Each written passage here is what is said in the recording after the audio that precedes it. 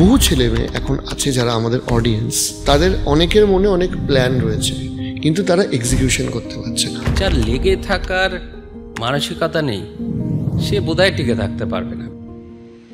কোনো স্টুডেন্ট যদি এখনো ভাবে আমি খুব বুদ্ধিমান, আমি পরীক্ষায় লিখে আসবো, ভালো নম্বর পাবো, লাইফেও আমি দারুণ কিছু করব, ভুল হয়ে যাবে। যে বা যারা ওই বিজ্ঞাপন করে না যে ফার্স্ট হয়েছে সেকেন্ড হয়েছে, যদি কতজন ফেলিয়ার হয়েছে ওটা দিতে বলা হয়, খবরের কাগজে আটবে না। র্যাঙ্ক করার পরের দিনকেই ফোন চলে আসে যে তোমাকে বলতে হবে এই বইটা পড়েই আমি ফার্স্ট হয়েছি বা সেকেন্ড হয়েছি।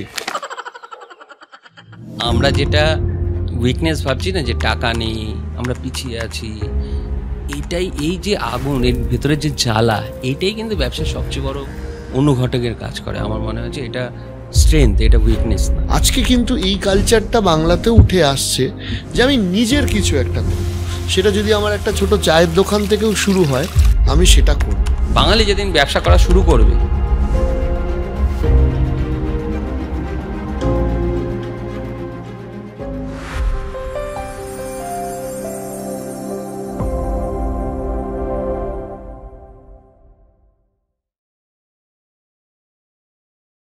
আপনার মতো মানুষকে পেয়ে কোথা থেকে শুরু করব সেটা বোঝাটাই একটা শক্ত কাজ। কিন্তু যাই হোক, আমি একটু যেটার জন্য আপনার এত পরিচিতি সেই দিক থেকে আমি শুরু করছি। সেটা হচ্ছে যে আপনার এই যে টিউটোপিয়া, এইটা বানানোর চিন্তা ভাবনা কেন এলো বা কবে থেকে আপনি শুরু করলেন?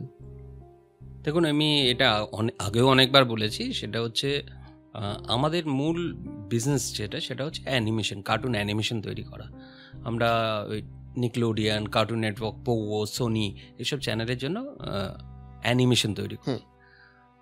এর পাশাপাশি একটা এডটেক কোম্পানি, ইন্ডিয়ার সবথেকে বড় এডটেক কোম্পানি, আমি নাম বলবো না এখানে, তাদের জন্য আমরা অ্যানিমেশন তৈরির কাজ করছিলাম, মানে তাদের কন্টেন্ট তৈরি করছিলাম। তা হঠাৎ করে কোভিডে ওটা বন্ধ হয়ে গেল। প্রায় 150 থেকে 200 ছেলে মেয়ে ওখানে কাজ করছিল। আমার পক্ষে ওই কোভিডের দুঃসময় তাদের বলে দেওয়া যে কাল থেকে এসো না, কারণ কাজটা বন্ধ হয়ে গেছে, এটা অসম্ভব ছিল। তো সেই জায়গা থেকেই, এটা কিন্তু সূত্রপাত। আর অন্য কিছু যদি বলি মিথ্যা বলা হবে। সূত্রপাত যদি বলো, একদম এখান থেকেই শুরু। তারপরে যে চিন্তাটা এসেছিল যে এরা যে কাজটা করেছে এতদিন ধরে এই এডটেক কোম্পানির জন্য, বিভিন্ন ধরনের এডুকেশনাল কন্টেন্ট তৈরি করেছে, সেটা ওদের একটা বড় গুণ বলা যেতে পারে। মানে অনেক দিন ধরে করতে করতে ওরা ওটা অভ্যস্ত হয়ে গেছিল। তো স্বাভাবিকভাবে আমি ভাবলাম যে এদের নিয়ে কি করা যায়, আমিও একটা ছোটখাটো এডটেক কোম্পানি করি।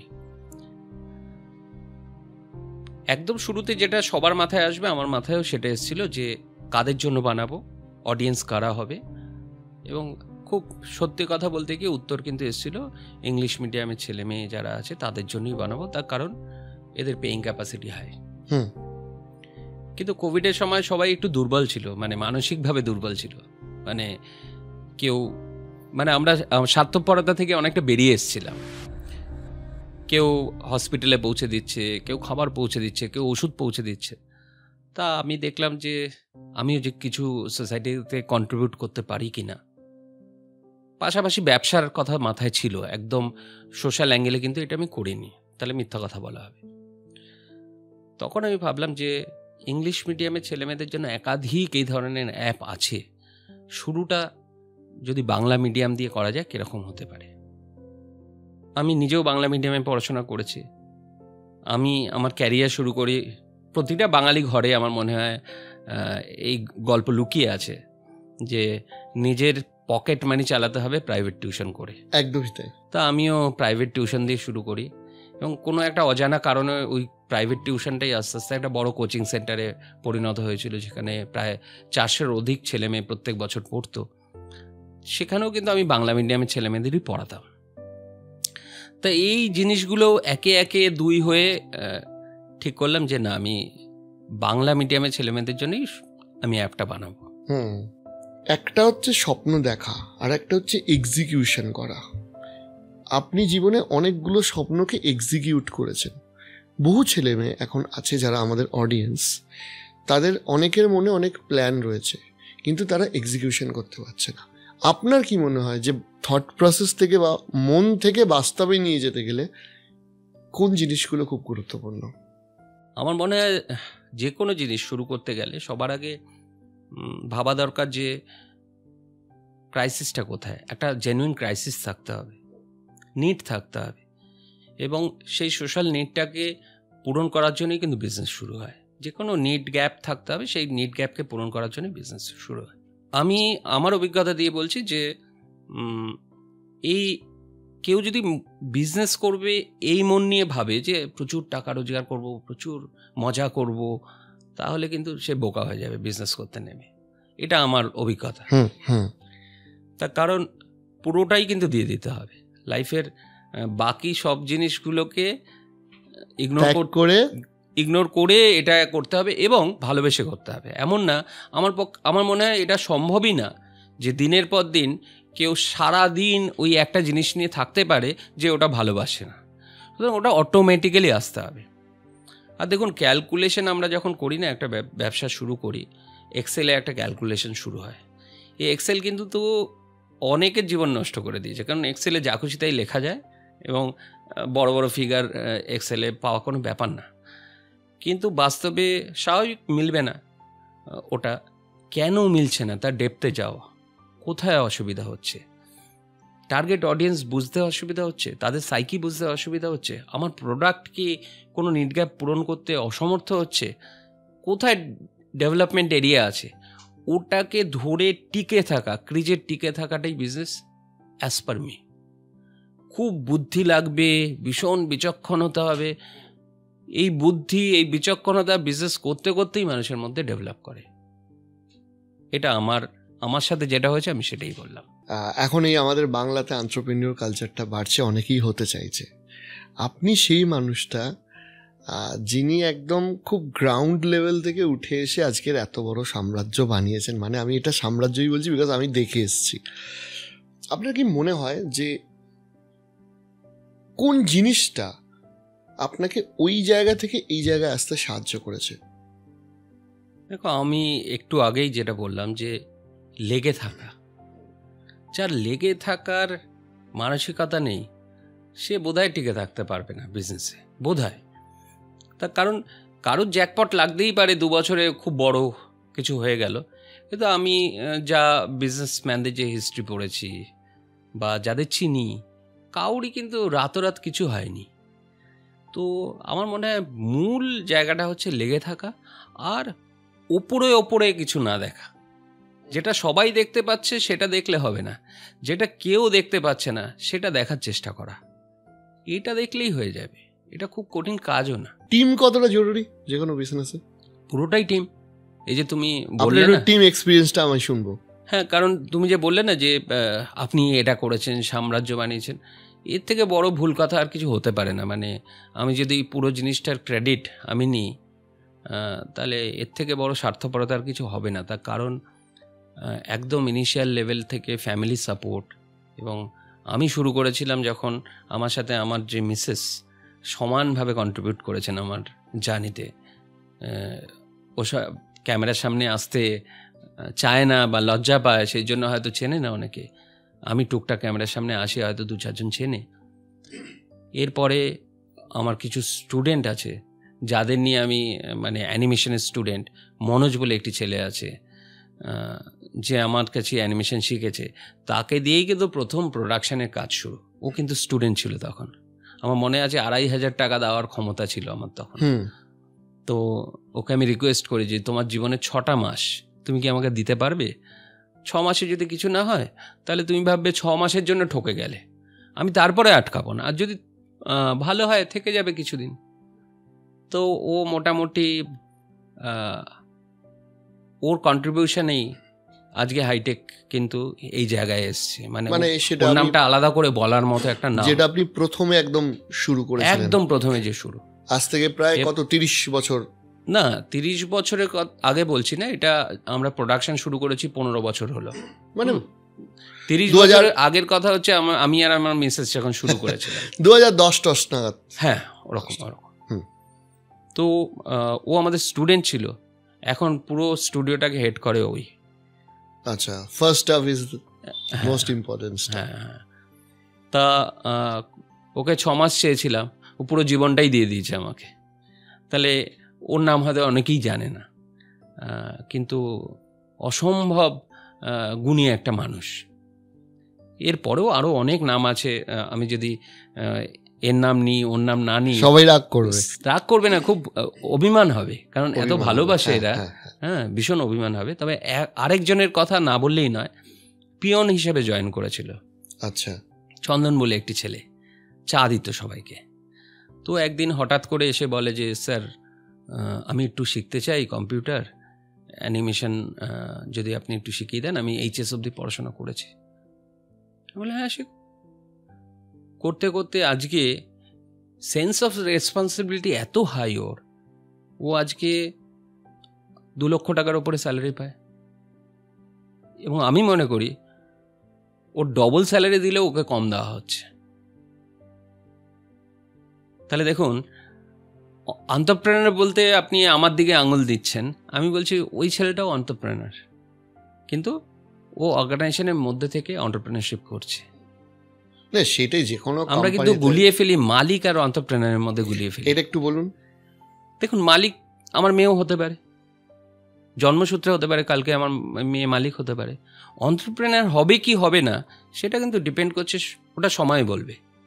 কিন্তু এই ছেলেটা মালিক না, কিন্তু পিওরলি এন্টারপ্রেনার, কারণ ও নিজে ইচ্ছায় শিখেছে। আমরা কতটুকু কাজের মধ্যে যতটুকু হেল্প করতে পেরেছি, আরও তো এরকম অনেকে ছিল করেনি, ও নিজের ইচ্ছায় নিজেকে এইভাবে দাঁড় করেছে। এবং সবচেয়ে বড় কথা, ও আজকে ছেড়ে চলে গেলে ও সাবস্টিটিউট কে হবে এই মুহূর্তে যদি আপনি আমায় প্রশ্ন করেন, আমার কাছে উত্তর নেই। তাহলে একে যদি এন্টারপ্রেনার না বলি তা তো ভুল হয়ে যাবে। আপনি যখন শুরু করছেন তখন এডুটেক মার্কেট বিশাল বড়, এবং মানে তখন বড় বলতে সম্ভাবনা দেখা যাচ্ছে, মানে সামনে বাইজুস আছে, আনএকাডেমি রয়েছে, ফিজিক্সওয়ালা উঠে আসছে। সেইখান থেকে আপনার মধ্যে যে কনফিডেন্স, যে এদের মধ্যে থেকেও আমি গড়ে নেবো আবার জায়গাটা, সেইটা আপনি কোথা থেকে পেলেন?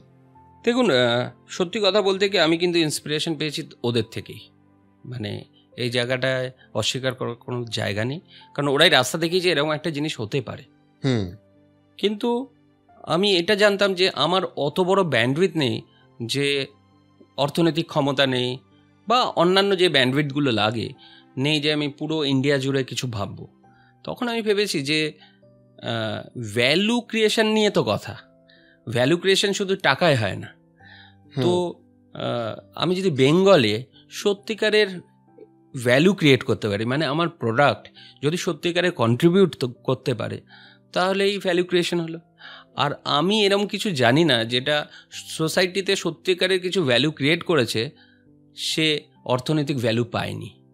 বাই প্রোডাক্ট ও অটোমেটিক আসবে। সেই জন্য, আর সত্যি কথা বলতে কি, আমরা এত নিম্ন মধ্যবিত্ত পরিবারের ছেলে, আমাদের ওরম কোনো স্বপ্ন নেই অত টাকা হতে হবে, ওই গাড়িটা চড়তে হবে, ওই স্বপ্নটা নেই। আজকে আপনি আমার অফিসে দেখেছেন যে এতগুলো ছেলে মেয়ে যে আমার মতো অতি সাধারণ একটা মানুষকে স্যার স্যার বলে ডাকছে, মানছে, আমার কথা শুনছে, আমার সঙ্গে দিন রাত এক করে কাজ করছে, এটা তো কোনোদিন ভাবিনি। তো এটা কি কম বড় পাওয়া? এটাই ভ্যালু ক্রিয়েশন। বাকিটা মানে অটোমেটিক্যালি যা হবে তাতেই আমি হ্যাপি। শুরুর দিকগুলোতে বা যখন কাজ শুরু করছেন, তখন থট প্রসেসে ছিল যে এত মানুষ কাজ করবে আমার আন্ডারে, বা এরকম কিছু একটা করতে হবে? একদমই না। একদম শুরুতে যেটা ছিল যে আমি অতি সাধারণ ছিলাম পড়াশোনায়, খুব ছাপোষা একটা চাকরি করতে হবে, আমাকে খুব বেশি টাকা কেউ দেবে না, তাহলে নিজে কিছু করে নিতে হবে। এবং তখন আমার মনে আছে, আমার মনে যেটা চলতো সেটা হচ্ছে, মাস গেলে 10,000 টাকা যদি আমি রোজগার করে নেবো, সেদিন আই এম দ্য কিং, মানে আমার ধারে কাছে কেউ থাকবে না। তো এটা আমার মনে হয় সময়ের সাথে সাথে মানুষ ম্যাচিওর করে, শেখে, 5 জনকে দেখে ইন্সপিরেশন নেয়, এটা একটা জার্নিতেই তৈরি হয়। ধরুন আজকে যেটা আমি ভাবছি, হয়তো আর 2 বছর পর আর একটু অন্যরকম ভাবে, আরো বড়, একটা মানে ওই পাহাড়ের একটা স্টেপ ওঠার পর থেকে আর একটু ক্লিয়ার হয়ে যায় আকাশটা। অ্যাকচুয়ালি মানে জার্নিটা যদি এনজয় না করা যায় তাহলে বোধহয় ডেস্টিনেশনে গিয়েও মজা পাওয়া যাবে না। একদমই তাই। যে কোনো বিজনেসম্যানদের একটা হেডেক থাকে, সেটা হচ্ছে 1000+ এমপ্লয়ি বা যে কোনো সাইজের এমপ্লয়ি, স্যালারি ম্যানেজ করা, আসা, অনেক সময় বিজনেস ঠিকঠাক করতে না পারলে একটা টেনশন থাকে। এই মোমেন্টগুলো ম্যানেজ করেন কী করে? অনেকে কিন্তু এই একটা ভয়ে চায় যে এত ঝামেলা নেবো না, ব্যবসা করবো না, চাকরি করবো। অ্যাকচুয়ালি শুরু থেকে যখন ব্যবসা করেছি তখন ভেবেছি প্রথমে নিজেই স্টাফ ছিলাম, আর কেউ ছিল না, মানে সব কাজই নিজের করতে হতো সব, কিন্তু বাড়িতে টাকা নিয়ে যেতে পারতাম না। তো ওটা না একটা হ্যাবিট হয়ে গেছে যে বাড়িতে টাকা নিয়ে যেতে পারবো না, এটাও হতে পারে, কিন্তু মনে একটা আশা থাকে যে অমুক দিন হয়তো আমার চলার জন্য যা যা লাগে তার জন্য যে টাকাটা লাগে সেটা আমি এখান থেকে রোজগার করে নিয়ে যেতে পারবো। তো সেই হ্যাবিটটা দিয়েই বলতে পারেন যে বড় হয়ে ওঠা। আর আজকে যদি বলেন যে এতগুলো লোকের স্যালারি আমি দিচ্ছি, এটাও একটা মিথ্যা কথা। কারণ ওই যে বললাম চন্দনের মতো ছেলে আছে, মনোজের মতো ছেলে আছে, এবং এরকম অসংখ্য নাম আছে, আমি বলছি না। তো তারাই তো বরঞ্চ উল্টে আমার গাড়িটা চালাচ্ছে, আমি ওদের গাড়ি চালাচ্ছি, এটা বলাটা অধ্যত্ত হবে। সুতরাং আমার মনে হয় এটা কোনো ব্যাপার না। যারা ভাবছে যে এটা একটা বড় হেডেক, এটা কোনো হেডেক না। শুধু নিজেকে স্যাক্রিফাইস করতে হবে, এই মাইন্ডসেট থাকতে হবে। যতদিন না সবার হবে, যেমন বাড়ির মা সবাইকে খেতে দেওয়ার পর যদি নিজে খায় কিছু থাকে, যতটা থাকবে ততটাই খাবে, এবং সেটা নিয়ে সে সব থেকে তৃপ্তি নিয়ে বাঁচে। অতৃপ্ত মন নিয়ে শোয় না, কিন্তু কম খেলেও যে সবাই ভালোভাবে খেয়েছে, ওই মাইন্ডসেট যদি থাকে তা কোনোদিন সে একটু বেশিও পেয়ে যাবে, কিছু যায়। এখানে একটা মেন্টালিটির তফাৎ আসে, জানেন তো? সেটা হচ্ছে যে বহু যে বিজনেসগুলো গ্রো করতে পারছে না, তাদের তো ডেফিনেটলি একটা কারণ যে বিভিন্নভাবে তারা ভুল করছে। তার সাথে একটা বড় কারণ যে তাদের হাতে ভালো টিম নেই। তার একটা টিম না থাকার একটা কারণ হচ্ছে যে একটা প্রপার স্যালারি না দেওয়ার জন্য সেখানে ভালো ভালো ছেলেমেয়েরা জয়েন করছে না। কেন কি আমাদের বাংলার যত বিজনেসম্যান আছে বা অনেক বিজনেসম্যান আছে, তারা ভাবছে যে ব্যবসা থেকে আমি কি পেলাম, সেই কারণে তারা গুড স্যালারি অফার করছে না, তার কাছে ভালো টিম হচ্ছে না, ভালো টিম না হওয়ার জন্য তার কাছে একটা অসুবিধার সৃষ্টি হচ্ছে। তা আপনি একটা এত বড় টিম বিল্ড আপ করেছেন, সেখানে অনেক হাইপ্যাড জব আপনার কাছে আছে, আপনারা হায়ার করার সময় কি মেন্টালিটি নিয়ে হায়ার করেন? দেখো, আমি সবার আগে বলি, আমাদের ম্যাক্সিমাম যে এমপ্লয়ি আছে না, বেশিরভাগই কিন্তু আমাদের স্টুডেন্ট, মানে আমাদের অ্যানিমেশন একাডেমিতে শিখে আসছে, এবং তাদের দৃষ্টিভঙ্গি অন্যরকম থাকে, ভীষণ লয়াল হয়, মানে যেহেতু আমার ওখান থেকে শিখেছে। এবং বাইরে থেকেও যারা আসে, আমি এখনও ইন্টারভিউতে নিজেকে 10-এ 0 দিই। আমি ইন্টারভিউতে বুঝতে পারি না যে একটা মানুষের পারফরমেন্স কি হবে। যারা বুঝতে পারেন তারা কি ম্যাজিক জানেন আমি জানি না, মানে আধ ঘন্টার ইন্টারভিউতে কাউকে সিলেক্ট করে নেওয়া যে এ পারবে, বা ডিসিলেক্ট করা যে না এ পারবে না, রিজেক্ট করা যে না এ পারবে না, এই বিদ্যা আমার জানা নেই। আমি দেখি যে মানুষটার ওয়েভলেন্থ আমার সাথে ম্যাচ করবে কিনা, ফিলোসফিক্যালি অ্যালাইন্ড কিনা। যদি হয় তার কিছু ঘাটতি থাকলেও কিন্তু ওটা over the period of time তাকে শিখিয়ে নেওয়া যায়। কিন্তু ফিলোসফিক্যাল অ্যালাইনমেন্ট যদি না থাকে, তাহলে আমি দেখেছি যে শুধু টাকা দিয়ে কিন্তু মানুষকে রাখা যায় না। মানে টাকা এমন একটা জিনিস, আজকে যে 2 লাখ টাকা স্যালারি পাচ্ছে, সে ওটা 6 মাসের মধ্যে হ্যাবিচুয়েটেড হয়ে যায়, এবং ওটার ক্রাইসিসে মানে সেই অনুযায়ী ও বিভিন্ন রকম ইএমআই সেট করে নেয়, এবং তারপরে 6 মাস পরেই ওর ক্রাইসিস শুরু হয় যে 2.5 লাখ হলে ভালো হতো। আবার 2.5 লাখ হলেও কিন্তু আবার ও 3 লাখের জন্য দৌড়াবে।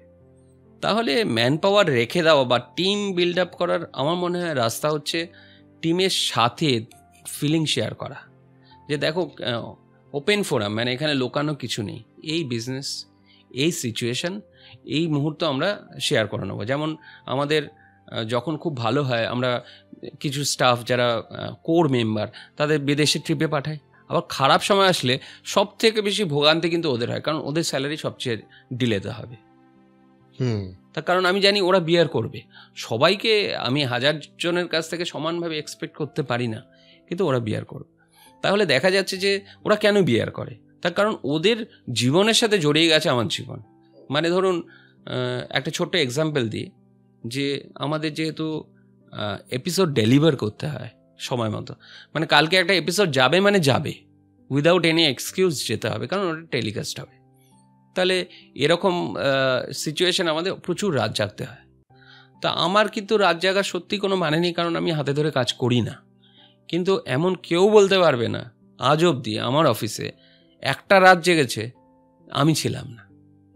তা আমি কাঁধে কাঁধ দিয়ে লড়াই, হ্যাঁ, মানে সঙ্গে, মানে ফিলিং দেওয়া যে আমি ঘুমাচ্ছি তুমি কাজ করছো, কারণ ওকে আমি ওভারটাইম দিই না ওই ইয়েটার জন্য, সেটা বিজনেস ইকোনমিক্স সাপোর্ট করে না। তাহলে ও করছে কেন? কোম্পানির জন্য করছে, পিওর কোম্পানিকে নিজের ভেবে করছে। তা আমি যদি গিয়ে ঘুমাই, ওর এই ফিলিংটা আসবে কোত্থেকে? এবং সবার শেষে কে ঘুমাতে যাবে? আমি ঘুমাতে যাব। আমি কি করব? ওদের সাথে একটু মজা করব, একটু কফি মেশিন থেকে একটা কফি, কেউ ঘুমিয়ে পড়ছে, কফিটা এনে ওর সামনে রাখলাম, ও মানে লাফিয়ে উঠলো যে স্যার কফি নিয়ে এসছে। ওর কাছে একটা বিশাল ব্যাপার, স্যার কফি নিয়ে এসছে, আমার কাছে তো একটা সাধারণ কাজ ওটা। তো আমার মনে হয় টিম বিল্ডিং এক্সারসাইজ ওটাও একটা শেখার জিনিস, ওটাও জন্মগতভাবে শেখা সম্ভব না।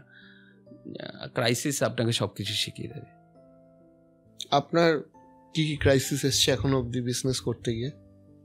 সব রকম ক্রাইসিস। সবার আগে তো টাকা নেই, আমরা অত্যন্ত ছাপোষা নিম্ন মধ্যবিত্ত পরিবারের মানুষ, স্বাভাবিক টাকা নেই।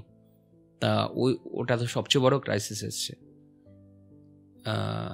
তারপরে না সবচেয়ে বড় ক্রাইসিস যেটা বলবো সেটা হচ্ছে টিউটোপিয়া করার পর আমি যেটা ফেস করেছিলাম, কারণ আমি যে ব্যবসাটা করতাম আগে, অ্যানিমেশন তৈরি করতাম, সেটাই কিন্তু কেউ আমি চিনতো না। মানে আমি চুপচাপ অ্যানিমেশন করতাম, আর ওই নিকলোডিয়ান, কার্টুন নেটওয়ার্ক, পোগো, কতগুলো বাছাই করা চ্যানেলে চলে যেত, প্রোগ্রামটা দেখতো, আমার কাছে টাকা চলে আসতো, শেষ। আর আমার অফিসের যে মানুষজন ওই কজনই আমায় চিনত। টিউটোপিয়া করার পর কি হয়েছে, আমাকে সামনে আসতে হয়েছে, বিভিন্ন সেমিনারে যেতে হয়েছে, এই যেমন পডকাস্ট করছি, এরকম কিছু অনুষ্ঠানে আসতে হয়েছে। এতে কি হয়েছে, মানুষজন চিনেছে। এবার মানুষজন চেনার ফলে কি হয়েছে, মানুষের তো বিভিন্ন রকম, যে কোনো ঘটনায় মানুষের মানে ক্রিয়া প্রতিক্রিয়া আলাদা আলাদা হয়। তো আমি দেখেছিলাম যখন শুরু করেছিলাম, প্রচুর গালাগাল দিয়েছে আমাকে টিউটোপিয়া করার জন্য, এবং তার বিভিন্ন রকম কারণ ছিল। বিভিন্ন লোক, প্রাইভেট টিউটাররা ভাবলো বোধহয় আমাদের ব্যবসা খেয়ে নিতে এসছে, খুব রিজনেবল, মানে কোনো অন্যায় বলছে না। স্কুল টিচাররা খুব রেগে গেল, কেন জানি না, স্কুলে ঢুকতে দেওয়া হতো না আমাদের, যে আমরা প্রচার করব, ঢুকতে দেওয়া হতো না। তো বিভিন্ন ধরনের, মানে যেগুলো ভাবিনি, ভেবেছিলাম যে বাংলা মিডিয়ামে ছেলেমেয়েদের জন্য কিছু নেই, আমি এত সুন্দর করে একটা জিনিস বানাবো এবং যুগোপযোগী একটা জিনিস বানাবো, সবাই বোধহয় আমাকে মানে মাথায় তুলে রাখবে। আর আপনি যা ভাববেন তার ঠিক উল্টোটা যখন হবে, তখন আমার মানে এর থেকে বড় ক্রাইসিস লাইফে আর কিছু হয় না। তখন মনে হয়েছিল একটা সময়, কেন যে করতে এলাম? আমার লাইফের, আমি 50 বছর অবধি যত রোজগার করেছিলাম, আমি সবটাই টিউটোপিয়া লাগিয়ে দিয়েছি। তার কারণ বললাম না, কোভিডে ভাবছিলাম মরেই যাব, তা আমি পয়সা দিয়ে করবোটা কি? তাহলে কিছু একটা ভালো কিছু করি, বেঁচে গেলেও ভালো কিছুর মধ্যে থাকবো, আর মরে গেলে ঠিক আছে, জায়গা মতো ইনভেস্টমেন্ট হলো। পরে মনে হচ্ছিল বেঁচে গেলাম যখন, তখন ভাবলাম কি তো বড় ভুল করে ফেললাম, এত কিছু তো ভাবিনি রে বাবা। আমি ভেবেছি যে একটা ভালো জিনিস তৈরি করব, সবাই মাথায় তুলে রাখবে আমাকে, সবাই সাধুবাদ দেবে, কিন্তু ব্যাপারটা কিন্তু বাস্তবে সেটা হয়নি। তারপর সময় লেগেছে, যারা ভুল বুঝেছিল আস্তে আস্তে অনেকেই এখন আমাদের অ্যাকসেপ্ট করেছে বললে ভুল হবে, শুধু আমাদের কিন্তু মানে এমন এমন ফিডব্যাক আছে যেগুলো যদি আমি সামনে নিয়ে আসি, আমি অ্যাকচুয়ালি না ওটা আমি আমার কোথাও একটা খারাপ লাগে। মানে আমাদের যেমন প্রচুর মানে স্ট্যান্ড করেছে, মানে আমাদের এখান থেকে র্যাঙ্ক করেছে আর কি, আমাদের এখান থেকে র্যাঙ্ক করা প্রচুর ছেলে মেয়ে আছে, কিন্তু আমি ওটা দিয়ে বিজ্ঞাপন করতে আমার একটু অপছন্দ আছে। আমি জানি না, আগামী দিনে হয়তো আমি নেমে যাব, ওই দ্বিধাদ্বন্দ্ব কাটিয়ে ফেলবো আমি, কিন্তু এখনও অবধি করিনি আমি। তার কারণ আমার মনে হয়েছে যে বা যারা ওই বিজ্ঞাপন করে না, যে এ ফার্স্ট হয়েছে, এ সেকেন্ড হয়েছে, যদি কতজন ফেলিওর হয়েছে ওটা দিতে বলা হয়, খবরের কাগজে আঁটবে না। দেখবেন আপনি খবরের কাগজে সব ছাপা থাকে। মানে এখানে একটা অভিজ্ঞতাও আছে জানেন তো, না আপনাদের ক্ষেত্রে বলছি না, নির্দিষ্ট দুটো প্রকাশনী আছে। কারণ আমি যেহেতু রামকৃষ্ণ আশ্রমে পড়াশোনা করেছিলাম, তা আমার 10 এবং 12 দুটোতেই আমার ক্লাসমেটরা র্যাঙ্ক করেছিল। র্যাঙ্ক করার পরের দিনকেই ফোন চলে আসে যে তোমাকে বলতে হবে এই বইটা পড়েই আমি ফার্স্ট হয়েছি বা সেকেন্ড হয়েছি। না, এটা কিন্তু এই পুরো শিক্ষা ব্যবস্থার এটা কিন্তু খুব মানে মানে প্রচলিত প্র্যাকটিস। হ্যাঁ, কারণ মানুষ যতদিন বোকা হতে চাইবে, আমাদের মতো লোক তত দিন বোকা বানাতে চাইবে, এটাই স্বাভাবিক। না তো আপনারা কিন্তু রেভলিউশনটা নিয়ে আসছেন, একটা বিশ্বাস এনেছেন যে বাঙালি এটা পারে। মানে টিউটোপিয়া না থাকলে বাঙালির কাছে হয়তো আজকে যে ইংলিশ মিডিয়াম স্কুলগুলোর কাছে যে অপশানটা আছে সেটা থাকতো না। দেখুন, আমার মনে হয় আমি এখনো না মানে যেটা করতে চাইছি তার 10%ও করতে পারিনি। সেটা আমার মন বলছে যে অনলাইন এডুকেশনের যে অ্যাকসেপ্টেন্স না যেভাবে বাড়বে, আনবিলিভেবলি বাড়বে। তার অনেকগুলো রিজন আছে। এডুকেশন কোয়ালিটি অনলাইনে যে পরিমাণ যেভাবে দেওয়া যায়, অফলাইনে সেভাবে দেওয়া পসিবলই না। কেন, আপনাকে আমি সিম্পল এক্সাম্পল দিয়ে দিচ্ছি। ধরুন আমার নিজের কোচিং সেন্টার ছিল, ছোট্ট একটা ঘরের মধ্যে 20 জন 25 জন পড়ছে, টিচার আসছে, যা পারছে পড়িয়ে দিয়ে চলে যাচ্ছে, একটা নোটসের খাতা নিয়ে এসে ডিকটেশন দিয়ে চলে যাচ্ছে হয়তো। এগুলো বোধহয় আমরা সবাই জানি, ছোটবেলায় দেখেছি, আমাদের সাথে হয়েছে। অনলাইনে এটা পসিবল না, তার কারণ রেকর্ডিং হচ্ছে। একটা ক্লাসরুমের মধ্যে একটা টিচার যদি কিছু অসম্পূর্ণ জিনিসও পড়ায়, মানে আমি স্কুলের কথা বলছি না, আমি প্রাইভেট টিউশন বা যে কোনো ক্ষেত্রে, কোচিংয়ের ক্ষেত্রে, তো অসম্পূর্ণ জিনিসটা কিন্তু ধরা পড়বে না এটা অফলাইনে, যেটা অনলাইনে কিন্তু ধরা পড়বে। 1, 2 নম্বর হচ্ছে, তাহলে সবার আগে কি হলো, কোয়ালিটি কিন্তু খুব ভালোভাবে মেজার্ড হবে। 2 নম্বর হচ্ছে, আজকে ধরুন এই যে আমি এতগুলো কথা বলছি, আমি চলে যাওয়ার পর কিন্তু আপনি 20%ও রিটেন করতে পারবেন না কি বলে গেলাম, আমি মনে থাকবে না। ভিডিওটা দেখলে আবার মনে পড়ে যাবে। এই সুযোগটা কিন্তু অফলাইন এডুকেশনে নেই, যেটা অনলাইন এডুকেশনে ও রেকর্ডেড ভার্সন পেয়ে যাচ্ছে। তার উপরে আমরা যেটা লঞ্চ করেছি, flipped method of teaching. Flip method of টিচিংয়ে কী হচ্ছে, ধরুন কোনো একটা স্টুডেন্ট যখন পড়তে যাচ্ছে, সেটা স্কুলে হোক, কোচিং সেন্টারে হোক, প্রাইভেট টিউটরের কাছে হোক, ও প্রথমবার পড়তে যাচ্ছে এবং কি পড়ানো হবে সেটাও বুঝতে পারছে না, ও জানে না কিন্তু। ওয়ারাজ আমরা কি করি, আমাদের অ্যাপে দিয়ে দিই কোন দিন কি কি টপিক পড়ানো হবে, মানে একটা চ্যাপ্টারে কতটুকু টপিক আজকে পড়ানো হবে, এবং সেই অনুযায়ী আমরা যে অ্যানিমেটেড ভিডিও টিউটোরিয়ালগুলো বানিয়েছি সেগুলো ম্যাপ করে দিই। আমরা বলি তুমি লাইভ ক্লাসে আসার আগে ভিডিও ক্লাসগুলো দেখে তারপরে লাইভ ক্লাস জয়েন করো। এতে সুবিধা কী হচ্ছে, যখন ভিডিও ক্লাসগুলো দেখবে, ওর সাথে দুটো জিনিসই হতে পারে, কিছু জিনিস ও বুঝবে, কিছু জিনিস ও বুঝবে না। যেটা বুঝবে সেটা ওর নলেজ, যেটা বুঝবে না সেটা ওর ডাউট। তার মানে নলেজ অ্যান্ড ডাউট নিয়ে লাইভ ক্লাসে জয়েন করতে পারছে।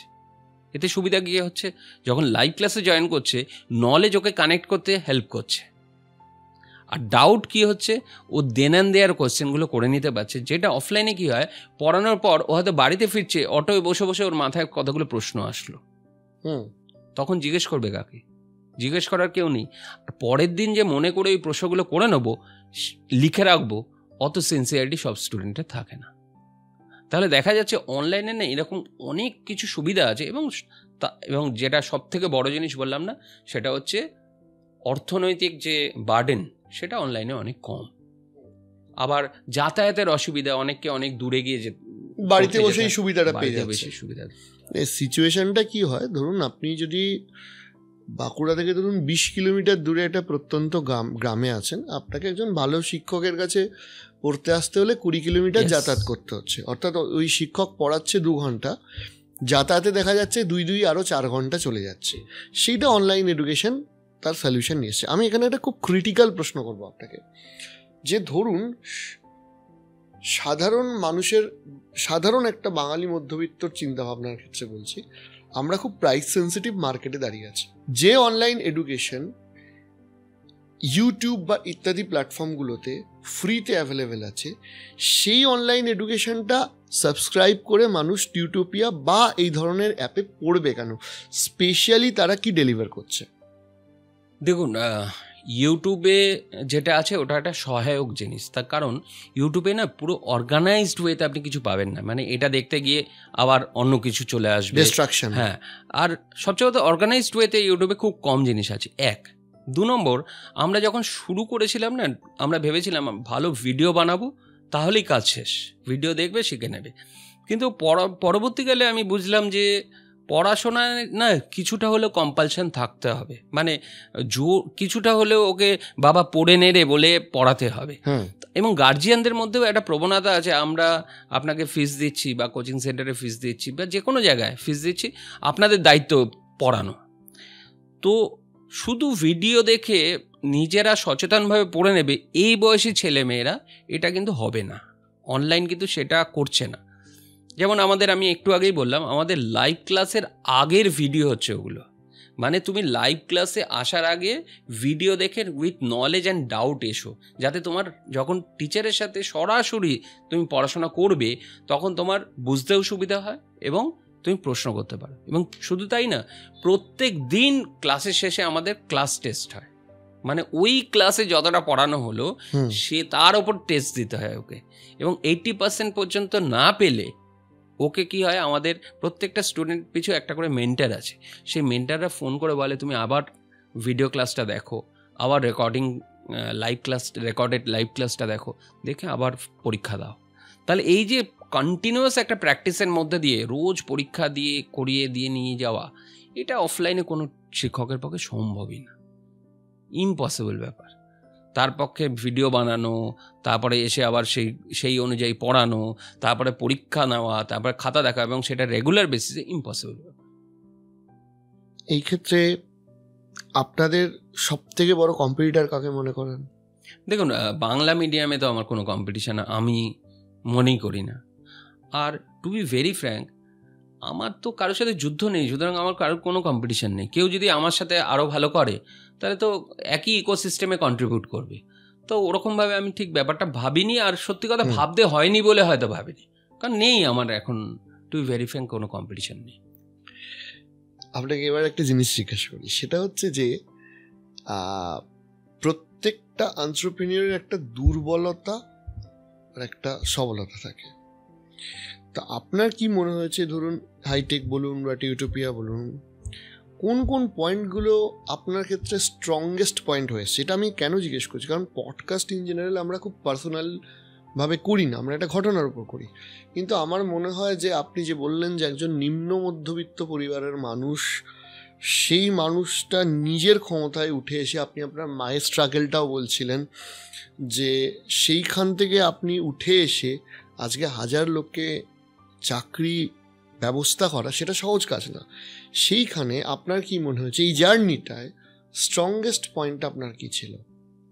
মার কথা বললেন, আমি মার কথা দিয়েই বলি। ছোটোবেলায় মা বলতো, আমি খুব শান্ত ছিলাম নাকি, এবং মা যখন বাজারে যেত, বাবা থাকতেন না, বাবা কাশ্মীরে চাকরি করতেন, তো মা যখন বাজার করতে যেতেন আমরা ভাই বোনরা আলাদা আলাদা থাকতাম আর কি, নিজেদের মধ্যেই থাকতাম।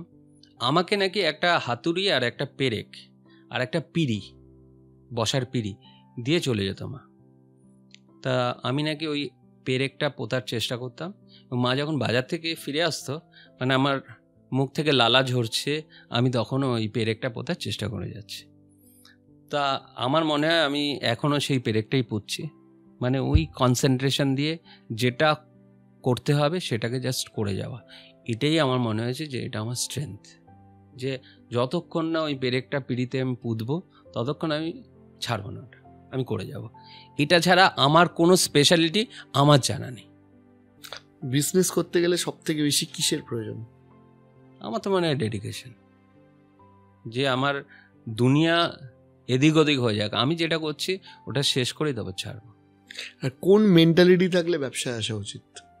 যে কোনো মেন্টালিটিতে ব্যবসা আমার মনে হয় ব্যবসা সব থেকে মানে আমরা যে লেভেলে ব্যবসা করি, দেখুন আমরা অতি সামান্য ছোট্ট একটা ব্যবসা করি, তো সেই জায়গা থেকে আমার মনে হয় অত্যন্ত মিডিওকার ছেলেমেয়েরা ব্যবসা করতে পারবে এবং সবচেয়ে সহজ রাস্তা। কিন্তু যেহেতু আমাদের ছোটোবেলা থেকে আপব্রিঙ্গিংই হয়েছে অন্যরকমভাবে, যে সরকারি চাকরি করতে হবে অথবা কাউকে ডাক্তার ইঞ্জিনিয়ার হতে হবে, এই সোশ্যাল প্রেশারের মধ্যে দিয়ে আমাদের ব্রেনের স্ট্রাকচারটাও ওইভাবে তৈরি হয়ে গেছে। তা ব্যবসায় আমাদের ইন্ধন দেয়নি বলে, যেদিন দেবে, বাঙালি যেদিন ব্যবসা করা শুরু করবে, আমি সৌভাগ্য বলুন যে বেশ কিছু বড় ব্যবসায়ী যারা, তাদের সাথে মেশার সুযোগ পেয়েছি, আমার কিন্তু বিশাল কিছু এক্সট্রাঅর্ডিনারি মনে হয়নি। আমার মনে হয়েছে ওরা সিনসিয়ারলি ওটা করেছে, আমরা করিনি তাই হয়নি। মানে ওরা এক্সট্রাঅর্ডিনারি মঙ্গল গ্রহের কোনো মানুষ আমার মনে হয়।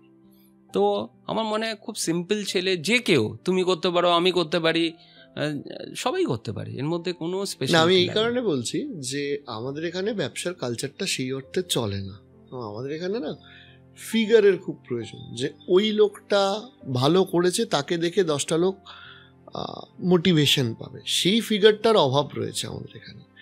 তো সেই কারণেই জিজ্ঞেস করছি, ধরুন অনেক ছেলেমেয়েই তো আছে যাদের সেই অর্থে টাকা পয়সা নেই বা ইত্যাদি, এবং আমি যাদের সাথে কথাবার্তা বলেছি বেশিরভাগের ক্ষেত্রেই আমি দেখেছি যে তারা মনে করে যে আমার দ্বারা ব্যবসাটা হলো না কারণ আমার টাকা নেই, বাবার টাকা ছিল না। এটা কিন্তু একটা বাস্তবিকভাবে বড় কারণ। সেই জন্যই আমি একজন সফল ব্যবসায়ীকে জিজ্ঞেস করলাম যে এই যে আমার কাছে পুঁজি নেই, এটা কি একটা কারণ হতে পারে যে আমি এই জন্যই ব্যবসা করলাম না, নাকি সেখানে কোনো মেন্টালিটির তফাৎ আছে? না, আমার মনে হয় ওটাই সবচেয়ে বড় স্ট্রেংথ। আমরা যেটা উইকনেস ভাবছি না, যে টাকা নেই, আমরা পিছিয়ে আছি, এটাই, এই যে আগুন, এর ভেতরে যে জ্বালা, এইটাই কিন্তু ব্যবসার সবচেয়ে বড় অনুঘটকের কাজ করে। আমার মনে হয় যে এটা স্ট্রেংথ, এটা উইকনেস না। মানে আমরা যা করতে পেরেছি, ছোটোবেলাতে কিছু ছিল না, অনেক কিছু পেতে হবে, একটা স্বপ্ন ছিল, তা সেইটার জন্য দৌড়েছি, একটা লক্ষ্য পেয়েছি। আমার তো উল্টোটা ভয় লাগে, ধরুন আমার নেক্সট জেনারেশন, যে সে তো ছোটোবেলা থেকে সব পেয়ে বড় হয়েছে, তার কি সেই আগুনটা থাকবে? তার মানে কি আমি কি ওকে পিছিয়ে দিয়ে গেলাম? কিছু টাকা পয়সা অ্যাকুমুলেট করে আমি কি ওকে পিছিয়ে দিয়ে গেলাম না এগিয়ে দিয়ে গেলাম? আমি কিন্তু খুব কনফিউজড নেই। সুতরাং কেউ যদি বলছে টাকা থাকলে ব্যবসা হবে, ওটার সাথে আমি একেবারেই একমত নই। এই যে ফিল্ডে আপনি বললেন যে অ্যাপ হিসাবে এখনো পর্যন্ত ডেফিনেটলি আমিও সত্যি কথা বলতে টিউটোপিয়া ছাড়া আর কেউ যে 11-12 পড়াশোনা নিয়ে এই লেভেলের অ্যাপ বানিয়েছে সেটা আমি দেখিনি। কিন্তু অ্যাপ বাদেও তো আপনার নিশ্চয়ই কিছু না কিছু কম্পিটিটর থাকবে, যারা ধরুন প্রাইভেটে পড়াচ্ছে বা ইত্যাদি ইত্যাদি। সেইখানে কি আপনি কম্পিটিটর বলে কাউকে মনে করেন? দেখুন, কম্পিটিশন না, আমার যেটা খুব খারাপ লেগেছিল যখন প্রাইভেট টিউটাররা আমাকে গালি দেওয়া শুরু করলো, আমার কিন্তু খুব খারাপ লেগেছিল। তার কারণ হচ্ছে আমি নিজেও প্রাইভেট টিউশন ছিলাম, আমার সত্যিই খারাপ লেগেছিল। তখন আমি কি করলাম, ভাবলাম যে এই প্রাইভেট টিউটার যারা শিক্ষিত ছেলেমেয়ে যারা প্রাইভেট টিউশন করছে, কারণ চাকরি বাকরির অবস্থা হয়তো অতটা ভালো না, বা অনেকে ভালোবেসেই প্রাইভেট টিউশনটা করছে, তো আমার কিন্তু মনে হয়েছিল যে এদের সাথে বোধহয় অন্যায় হয়ে গেল, সত্যি এরা কিন্তু যা বলছে ঠিকই বলছে। তখন ভেবে উল্টোটাই আমি করার চেষ্টা করেছি এবং বেশ কিছুটা আমি সফল হয়েছি। কয়েকশো প্রাইভেট টিউটার আমার সাথে এখন একসঙ্গে কাজ করছে।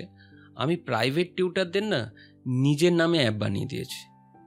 মানে আমি যেটা কোটি কোটি টাকা খরচা করে কন্টেন্ট বানিয়েছি, আমি ধরো অরিজিৎ নামে কেউ পড়াচ্ছে, আমি অরিজিৎ একাডেমির নামেই অ্যাপ বানিয়ে দিয়েছি। আচ্ছা। এবং টিউটোপিয়ার যত কন্টেন্ট আছে সব টিউটোপিয়ার নাম সব এডিট করে বাদ দিয়ে দিয়েছি, যেখানে ছিল টিউটোপিয়ার লোগো সরিয়ে দিয়েছি, অরিজিতের নামে করে দিয়েছি। অ্যাজ ইফ অরিজিৎ যাতে যখন ওর স্টুডেন্টদের, কারণ অনলাইন এডুকেশনের একটা ইচ্ছা তো আস্তে আস্তে বাড়বে সবার মধ্যেই। দেখুন, অফলাইনকে সরিয়ে অনলাইন আসতে হবে না, অনলাইনের মতো জায়গা করে নেবে। তো ওই প্রাইভেট টিউটারটা যেন পিছিয়ে না পড়ে, তখন ওই প্রাইভেট টিউটারটাকে আমি কী করলাম, যেটা ওর পক্ষে করা সম্ভবই না, অ্যাপ তৈরি করা এবং সবচেয়ে বড় কন্টেন্ট তৈরি করা। অ্যাপ তৈরি করে নিতেও পারবে, কিন্তু কন্টেন্ট তৈরি করতে পারবে না এত। এবং কন্টেন্ট দেখুন আমি যে তৈরি করেছি না, আমি এবছর আবার নতুন করে বানাচ্ছি। তার কারণ কি, আমার মনে হচ্ছে আমার মনের মতো হয়নি, আর একটু বেটার হতে পারতো, অনেক বেটার হতে পারতো। তা আমি সে প্রসঙ্গে আসবো। তা এই যে কন্টেন্ট কন্টিনিউয়াস চেঞ্জ করা, এটা কিন্তু একজন প্রাইভেট টিউটারে এককভাবে বা একটা কোচিং সেন্টারের পক্ষেও সম্ভবই না, তা সেটা কিন্তু আমি যত কোচিং সেন্টার যারা আমাদের সাথে যুক্ত হয়েছে তাদের সবাইকে নিজের নামে করে দিয়েছি। টিউটোপিয়ার নামগন্ধ কিচ্ছু নেই, এবং ওদের যে স্টুডেন্ট এনরোল করে আমাদের কাছে ডেটাবেসও থাকে না তার। দ্যাট মিনস ওটা আর একটা বিজনেস। এইটা আমার একটু জানার ইচ্ছা আছে, মানে এই কনসেপশনটা একটু আমাকে বোঝান। মানে ধরুন কেউ, আমি বলছি ধরুন তুমি প্রাইভেট টিউটার, আমি শ্রীরামপুরে বসে ইতিহাস পড়াই, ঠিক। আমি যদি টিউটোপিয়ার কাছে এসে একটা নির্দিষ্ট সাবস্ক্রিপশন দিই, তাহলে আমার নাম দিয়ে ইতিহাসের কন্টেন্ট আমার নাম দিয়েই অ্যাপে আপলোড হবে। এক্স্যাক্টলি। একটু মডেলটা বলুন। আমরা প্রাইভেট টিউটারদের বলি তুমি তোমার স্টুডেন্টদের যেরকম অনলাইনে অফলাইনে পড়াচ্ছ পড়াও, সঙ্গে ও যদি অনলাইনের কথা ভাবে তাহলে কোথায় যাবে? আইদার ফিজিক্স ওয়ালা নেবে, নয় অন্য কোনো অ্যাপ নেবে, নয় টিউটোপিয়া নেবে। যেটাই হোক তোমার জন্য ভালো না, কারণ ফিউচারের জন্য ভালো না। আমরা অ্যাগ্রেসিভ অনেক বেশি, অ্যাজ আ কোম্পানি আমাদের খিদা অনেক বেশি, আমরা কিন্তু ঢুকে যাবো ওখানে। তুমি ঢুকতেই দিও না আমাদের। তুমি কি করো, ওর খিদাটা কিন্তু কোনো কোম্পানির খিদা না, যে টিউটোপিয়ার খিদা আছে, ফিজিক্সওয়ালার খিদা আছে না। ওর খিদাটা হচ্ছে অনলাইন এডুকেশনের যে অ্যাডভান্টেজগুলো, সেই অ্যাডভান্টেজগুলো নেওয়ার খিদা।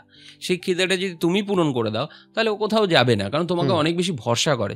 তুমি ওর প্রতিদিন ওর বাড়ির ভেতরে বেডরুমে গিয়ে ওকে পড়াচ্ছ, বা তোমার বেডরুমে এসে ও পড়ছে। তো সেই জায়গা থেকে ওর নামে অ্যাপটাকে তৈরি করে দিচ্ছি, পুরো অ্যাক্সেস দিয়ে দিচ্ছি। এবার সাবস্ক্রিপশন হলে আমরা একটা রেভিনিউ শেয়ারিং করে নিচ্ছি। বুঝতে পেরেছো? এতে কি হলো, টিচারটা যে সেও উপকৃত হলো। এই যে নতুন যে ব্যবস্থা, যেটাও করতে পারছিল না, ট্রান্সফর্ম করতে পারছিল না, সেটা আমরা করে দিলাম। আমরাও উপকৃত হলাম যে টিচারের মাধ্যমে, টিচারের স্টুডেন্ট থেকে যে রেভিনিউ পাচ্ছে, তো রেভিনিউ শেয়ারিং আমরা পাচ্ছি। স্টুডেন্টরাও উপকৃত হলো, যে অনলাইন এডুকেশনটা ওর পাওয়ার কথা ছিল ওর টিচারের মাধ্যমে পেয়ে গেল। আমার এক পরিচিত আছে, তার থেকে আপনাদের বেশ কয়েকটা ইতিহাসের ক্লাস, এটা আমি I am not promoting the company, ব্যাপারটা হচ্ছে আমি ব্যক্তিগতভাবে বলছি, যে সে আপনাদের এই সাবস্ক্রিপশানটি নিয়েছিল। তা আমার ইতিহাসের প্রতি একটা ইন্টারেস্ট রয়েছে, সেখানে আমি কিন্তু আপনাদের ওই ইতিহাসের ক্লাসগুলো বসে বসে দেখি মাঝে মাঝে। তাতে যেটা সুবিধা হয় যে আগে ইতিহাসের বইয়েতে আমার কাছে যতটা ব্যাপারটা জ্বলন্ত হতো, তার থেকে এই ভিডিওগুলো দেখে আমার কাছে জিনিসটা আরও অনেক বেশি ক্লিয়ার হয়ে যায় এবং অতটা বোরিং লাগে না। আমি আপনাকে থামিয়ে দিলাম। হ্যাঁ, না ওটাই বলছিলাম যে কন্টেন্ট এখন আমার নেশা হয়ে গেছে। কি জানেন তো, আমি বেঙ্গলে যত ছেলে মেয়ে আছে যারা পড়াশোনা করছে, যত রকমের এডুকেশনাল কন্টেন্ট হতে পারে আমি সব বানাবো। যতদিন আমি বেঁচে থাকবো এডুকেশনাল কন্টেন্ট বানাবো বাংলাতে। যেমন একটা পাবলিশার বিভিন্ন ধরনের বই ছাপে, আমি বিভিন্ন ধরনের এডুকেশনাল কন্টেন্ট বানাবো, অবশ্যই বাংলাতে। এবং তারপরে অবশ্যই আমরা আইসিএসসি সিবিএসসি শুরু করছি এবছর, কারণ বিজনেসের সার্ভাইভালের জন্য সব রকম অডিয়েন্সই লাগবে। কিন্তু যদি বলেন মনের টান যদি বলেন, তাহলে তো বাংলায় ফার্স্ট করব, তারপর সেটাকেই ইংলিশে কনভার্ট করা হবে। এবার একটু যারা বিজনেস ভালোবাসে তাদের দিকটায় আসি, কারণ সব ধরনের মানুষই দেখছেন। একটা কালচার ভারতবর্ষে চলছে, বিশেষ করে এই সময়টা, যেখানটা আপনারা সারভাইভ করে গেলেন, কিন্তু যারা এই এডুটেকের জায়েন্ট ছিল সো কল্ড, তারা লস মেকিং করতে করতে করতে করতে বন্ধের মুখে কেউ বন্ধ হয়ে গেছে। টপ দুটো অন্তত আপনি যখন শুরু করেন, তাদের মধ্যে টপ 2 এর অবস্থা খুব খারাপ। আপনার কি মনে হলো যে কোনো বিজনেস সাস্টেন করার জন্য কোন মডেলটা ধরে আপনারা এগোলেন, যে ওই লেভেলের অত ফান্ড রেজ করা দুটো কোম্পানি বন্ধের মুখে চলে এসছে, কিন্তু আপনারা সাস্টেন করে গেলেন? দেখুন, আমার না ছোটো মুখে বড় কথা হয়ে যাবে, কারণ ওই কোম্পানিগুলো অনেক বড় কোম্পানি ভলিউম ওয়াইজ। তারা কি কারণে ফেল করেছে সেটা বলার মতো স্পর্ধা আমার নেই। আমি এইটুকু বলতে পারি যে প্রত্যেকটা জিনিসের না একটা এক্সট্রিম লিমিট আছে। যেমন ধরুন, আপনি একটা বেলুন ফু দিচ্ছেন, ফুলছে, আবার ফু দিচ্ছেন, আরও ফুলছে, আপনার মজা লাগছে, আপনি ভাবছেন যত ফু দেব তত বেলুনটা বড় হবে। সেটা তো না, একটা সময়ের পর বুঝতে হবে এবার ফু দিলে ফেটে যাবে। তা আমার মনে হয়েছে যে আমি যদি এই বিজনেসটাকে এক্সপ্যান্ড করি, তাহলে আমি কোথায় থামতে হবে সেটা আমি মাথায় রাখবো। আমার মনে হয় এটাই আমার মেসেজ। মানে আপনার প্রশ্নের উত্তর, আপনি ভ্যালুয়েশন গেমে বিশ্বাস করেন না রিয়েল বিজনেসে বিশ্বাস করেন? না, আমি ভ্যালুয়েশন গেমে বিশ্বাস করি না, একদম বিশ্বাস করি না। কারণ আমরা ছোটবেলা থেকে এই ভ্যালুয়েশন গেম শুনিনি কোনোদিন। বিজনেসম্যান যাদের আমরা সম্পর্কে পড়েছি, জেনেছি, ভ্যালুয়েশন গেম ব্যাপারটা তো এসছি 10-15 বছর বোধহয়, তাও হবে না বোধহয়। তো আমার মনে হয়েছে এটা একটা বাবল। তো আমার মনে হয় ভ্যালুয়েশন তো ডেফিনেটলি অটোমেটিক ক্রিয়েট হবে। ভ্যালুয়েশন তৈরি করার জন্য বিজনেস করার, ভ্যালু ক্রিয়েট করার জন্য যদি কেউ বিজনেস করে তার ভ্যালুয়েশন অটোমেটিক্যালি হয়ে যাবে। তো ভ্যালু ক্রিয়েশন ইজ ইম্পর্টেন্ট। এই ধরনের যে বিজনেসগুলো যখন বিজনেস লসে রান করে, সেখান থেকে যে বিজনেসকে প্রফিটেবিলিটিতে নিয়ে আসা, সেই সময়টা একজন এন্টারপ্রেনিউরের কোন কোন দিকগুলো দেখা উচিত? ওই যে বললাম, উপরে সবাই যেটা দেখছে সেটা না দেখে, যেটা সবাই দেখছে না, ইগনোর করে যাচ্ছে, সেটার মধ্যে ঢোকা। মানে কি কারণে হচ্ছে না, লস হওয়ার পেছনে তো যুক্তি থাকবে। আর যদি প্রফিট হচ্ছে সেটাও আমি জানি না কেন হচ্ছে, তার মানে ওই বিজনেসটা আমি করছি না, মানে আনারই হচ্ছে তুক্কা। প্রফিটও আমার কন্ট্রোলে হচ্ছে না, আর লসও আমার কন্ট্রোলে নেই। যার লস কন্ট্রোলে নেই, মানে লস কেন হচ্ছে ও বুঝতেই পারছে না, সে কিন্তু প্রফিটও যদি কোনোদিন হয় ওর ক্রেডিটে হবে বলে আমার মনে হয় না। তাহলে লস যখন হচ্ছে তখন বুঝতে হবে যে কি কারণে লস হচ্ছে, এবং সেটা বুঝতে কিছুটা সময় লাগবে। একটার পর একটা ওই পেঁয়াজের খোসা ছাড়াতে ঠিক বুঝতে পারা যাবে যে এই জায়গাটা হচ্ছে অ্যারেস্ট করতে হবে, বা এই কারণে লসটা হচ্ছে। সেটাকে আইডেন্টিফাই করে সেটাকে যদি রিপেয়ার করা যায় তাহলেই ওখান থেকে মুক্তি। আর তো কোনো রাস্তা জানা নেই আমার। আপনার নাম এখন যারা কলকাতাতে, যারা বাঙালিরা নিজেদের জায়গা করেছে, সেইখানে গণ্য করা হয়। কারণ টিউটোপিয়া হোর্ডিংয়ে বলুন, মার্কেটিংয়ে বলুন, বিভিন্ন জায়গা থেকে আজকে সবাই চেনে। এই যে এত বড় একটা বিজনেস এম্পায়ারকে এতদিন ধরে আপনি তৈরি করলেন, এবং এতটা জার্নি করলেন, যেটা একটা নিম্ন মধ্যবিত্ত পরিবার থেকে আপনি বলছেন এখানে, এই ফুল জার্নিতে আপনি কি শিখলেন? যদি টপ 3টে শিক্ষা যারা নতুন তাদেরকে একটু বলতে চান। কারণ আজকের ডেটে না, এই যতই আমরা বলি যে সরকারি চাকরি হোক বা বিভিন্ন চাকরি হোক, আজকে কিন্তু এই কালচারটা বাংলাতেও উঠে আসছে যে আমি নিজের কিছু একটা করব। সেটা যদি আমার একটা ছোট চায়ের দোকান থেকেও শুরু হয়, আমি সেটা করব। সেখান থেকে আমি দরকার হলে ফিউচারে একটা স্টারবাক্স বানাবো কিংবা সিসিটি বানাবো। সেইটা যদি আপনি আপনার অভিজ্ঞতাটা একটু শেয়ার করেন। সবার আগে বলি, হোর্ডিং চারিদিকে আমার পড়েছে বা বিজ্ঞাপনে দেখেছে, এটা আমার কোনো কৃতিত্ব নেই। ওটা যার কাছে পয়সা আছে সেই করতে পারে। তো যদি টিউটোপিয়া কোনো দিন সত্যিকারে কন্ট্রিবিউট করতে পারে এই সোসাইটিতে, সেই দিন যদি আমাকে চেনে, এবং তার পেছনে একটা কারণ থাকে চেনার পেছনে, তাহলে সত্যিকারের আপনি যে কথাটা বললেন সেটা জাস্টিফাইড হবে। আদারওয়াইজ কিন্তু এটা অ্যাজ অফ নাও আমার কাছে জাস্টিফাইড না যে আমি যারা ব্যবসা করছে তাদের মধ্যে একজন গণ্য ব্যক্তি, আমি অন্তত মনে করি না। 1 2 নম্বর হচ্ছে আপনি যেটা বললেন না যে কি শিখেছেন, কি শিক্ষা, এখনো শিখছি। তা সেই জায়গা থেকে আমি নিজেই শিক্ষার্থী, আমি কাকে কি শেখাবো। আমি জ্যাকমার একটা ভিডিও দেখছিলাম, রাইট। জ্যাকমার ভিডিওটা দেখে আমার মনে হয়েছে যে তোমার প্রশ্নের উত্তরে এই ভিডিওটা যেতে পারে। আমি চেষ্টা করলে এখন জ্যাকমারটা নিজের নাম দিয়ে চালিয়ে দিতে পারতাম, কিন্তু আমি জ্যাকমার নাম দিয়ে চালাতে চাই, কারণ যারা শুনছে তাদের শুনতে ভালো লাগবে। কি সুব্রত রায়ের থেকে শিখবো, জ্যাকমার থেকে শিখবো, আলিবাবার মালিক। তো জ্যাকমা সেদিন বলছিল একটা ভিডিওতে যে প্রচুর মনে রাখতে পারে একটা লোক, মানে একটা স্টুডেন্ট, প্রচুর ইন্টেলিজেন্ট একটা স্টুডেন্ট, সে ফার্স্ট হয়ে যাচ্ছে, সেকেন্ড হয়ে যাচ্ছে, ভালো রেজাল্ট করছে, সেদিন কিন্তু চলে গেছে। মানে ও যদি এখনো ভাবে, কোনো স্টুডেন্ট যদি এখনো ভাবে আমি খুব বুদ্ধিমান, আমি অনেক মনে রাখতে পারি, আমি পরীক্ষায় লিখে আসবো, ভালো নম্বর পাবো, লাইফেও আমি দারুণ কিছু করব, ভুল হয়ে যাবে। আমার মনে হয় ক্রিয়েটিভ হওয়াটা বেশি ইম্পর্টেন্ট। মানে যেটা নেই সেটা ভাবার ক্ষমতা, নতুন কিছু ইনোভেট করার ইচ্ছা, আর সবশেষে ওই রাহুল দ্রাবিড়ের মতো ক্রিচে টিকে থাকার যে ক্ষমতা, এইটাই আমি বলবো যে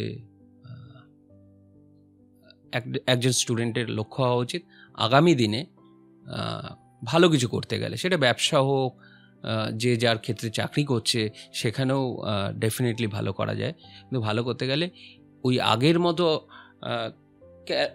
প্রচুর ভালো ক্যালকুলেশন জানে। আর যদি এআই সব করে দেবে, আজকে এআই সব করে দেবে, তাহলে ওই ইন্টেলিজেন্সি, ওই মনে থাকার ক্ষমতা সত্যি কি কাজে লাগবে আগামী দিনে?